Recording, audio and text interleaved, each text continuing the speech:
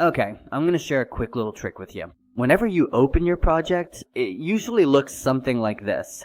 So let me go ahead and run my project first, friends. So here, as you can see, your website has opened up. Whenever you hover your mouse cursor over any element, you can easily select that element and see it.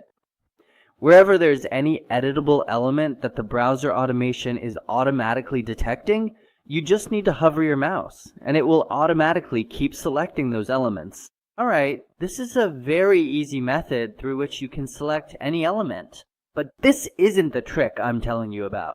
This is simple. You'll see. You'll figure it out on your own. The trick is that whenever you're working in the browser, you won't be able to right-click on it. As soon as you right-click, this context menu will open up, where all the other commands are. All the commands related to our browser will show up here. But what if, for example, you want to manually click on the Google search button here?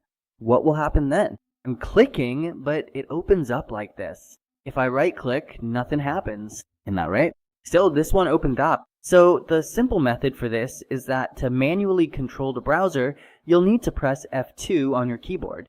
As soon as you press F2, your mouse's right click will start working. It's a really easy trick, a simple method. Whenever you want to control the browser yourself, you can press F2. Or if you see this Wi-Fi-like icon here, you can click on it, and you'll see some more controls there as well. If you press F1 directly or indirectly, the control will go back to the browser. You won't be able to edit it or click inside it and so on. So always remember, whenever you're working on any website, use F2 so that you can easily manually click or select any element. Now you might ask, hey, where does that context menu come from? So right click, let's say this is the element and I want to select it.